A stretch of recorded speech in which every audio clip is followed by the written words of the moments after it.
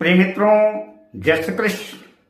मुहूर्त ज्योतिष के इस अति विशिष्ट कार्यक्रम पर मैं आचार्य डॉक्टर विष्णु कुमार मिश्रा आपका बहुत बहुत स्वागत करता हूं, बहुत बहुत अभिनंदन करता हूं। प्रायः प्रत्येक युवा अपनी शिक्षा दीक्षा पूरी करके अपना एजुकेशन पूरा करने के बाद अपने करियर को लेकर के संदिग्ध रहता है।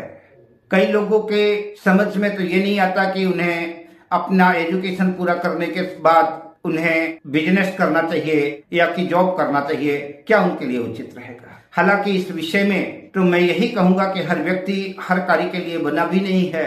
हर व्यक्ति का स्वभाव नौकरी करने का नहीं हो सकता और हर व्यक्तियों को बिजनेस भी रास नहीं आ सकता। तो हमने पूर्व में एक वीडियो बना के रखा है, बिजनेस करें या जॉब।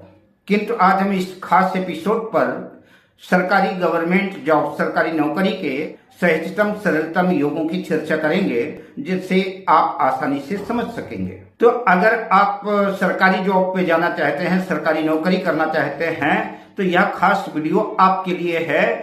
पर मैं विषय क्रम में आगे बढ़ूं उससे पहले आपसे आग्रह, अगर आपने अभी तक हमारे इस चैनल को सब्सक्राइब नहीं किया है तो प्लीज चैनल को सब्सक्राइब करें, साथ ही नोटिफिकेशन बेल को भी प्रेस कर लें और वीडियो अगर अच्छा लगे तो इसे लाइक भी करें, इसे शेयर भी करें, ताकि उन मित्रों का भी लाभ हो सके जिनकी सरकारी नौकरी के प्रति जिज्ञासा है।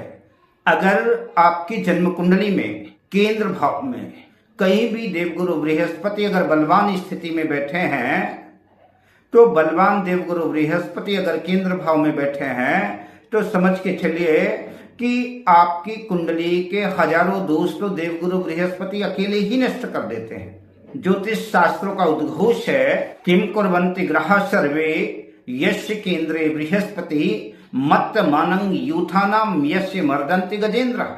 गुरु अगर जन्म कुंडली में अकेला बलवान है और बाकी के सारे ग्रह विपरीत स्थिति में हैं, तो ऐसा कहते हैं कि किम कुर्वन्ति ग्रह सर्वे, सारे ग्रह विपरीत परिस्थितियों में होने के बाद भी, प्रतिकूल होने के बावजूद भी क्या कर लेंगे। किम कुर्वन्ति ग्रह सर्वे, क्यों? यस्य केंद्रे बृहस्पति, जिसके केंद्र में देवगुरु बृहस्पति स्थित हो, तो मत्त मानंग यूथानाम यस्य मर्दन्ति गजेंद्र। जैसे अकेला सिंह हजारों हाथियों के झुंड को विदीर्ण कर देता है, ठीक वैसे ही जो है तो देवगुरु बृहस्पति अगर जन्म कुंडली में बलवान होकर के बैठे हैं तो कुंडली के हजारों दोषों का समन अकेले देवगुरु बृहस्पति ही कर लेते हैं। तो अब आइए मैं उन योगों की चर्चा आपसे करता चलूं। तो अगर आपकी जन्म कुंडली में, कुंडली के दशम भाव में, चाहे किसी भी लग्न की जन्म कुंडली हो, दशम भाव पर चाहे कोई भी राशि बनी हो, लेकिन अगर दशम भाव पर जन्म कुंडली के सूर्य और मंगल की युति है, तो समझ के चलिए कि सरकारी नौकरी के योग आपकी जन्म कुंडली में बने हुए हैं। आपकी जन्म कुंडली के दशम भाव पर गुरु मंगल की युति हो, गुरु और सूर्य की युति हो, या कि गुरु की कहीं से दृष्टि भी हो, तो ऐसा समझ करके चलिए कि ऐसे जातकों के जीवन में सरकारी नौकरी के योग हैं। ऐसे जातकों को प्रयास करना चाहिए और ऐसे जातकों को सरकारी नौकरी उपलब्ध होगी। अब दूसरे सूत्र की चर्चा करता हूं।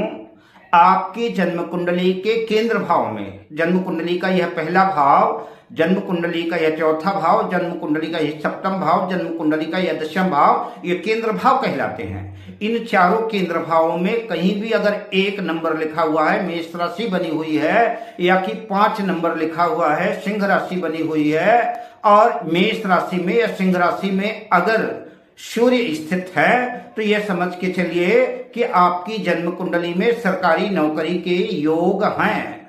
अब अगले सूत्र की चर्चा करूं तो अगर इन्हीं चारों केंद्र भावों में कहीं भी अगर 4 नंबर लिखा है, 9 नंबर लिखा है, 12 नंबर लिखा है, यानी कर्क राशि बनी है, धनु राशि बनी है, मीन राशि बनी है, और इन राशियों में देवगुरु बृहस्पति स्थित हैं, तो समझ के चलिए कि आपके सरकारी नौकरी के योग हैं। और अगर साथ में खास तौर से संयोग ऐसा बन जाए कि कर्क राशि में गुरु स्थित हो और साथ में चंद्रमा भी स्थित हो, या कि धनु राशि और मीन राशि में भी साथ में गुरु के साथ चंद्रमा स्थित है, तो जन्म कुंडली में सुंदर गजकेसरी योग बनेगा और आपकी सरकारी नौकरी के योग हैं। आप प्रयास करेंगे तो आपको सरकारी नौकरी मिल सकती है।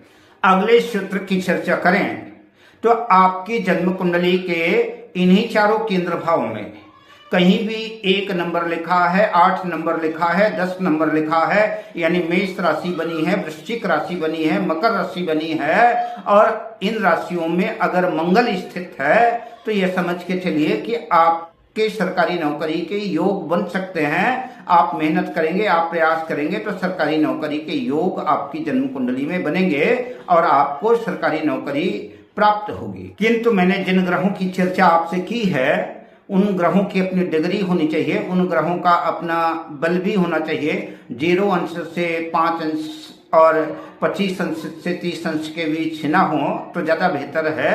अगर उनकी अपनी एक अच्छी खासी डिग्री है तो ये समझ के चलिए कि आपके सरकारी नौकरी के योग बन सकते हैं।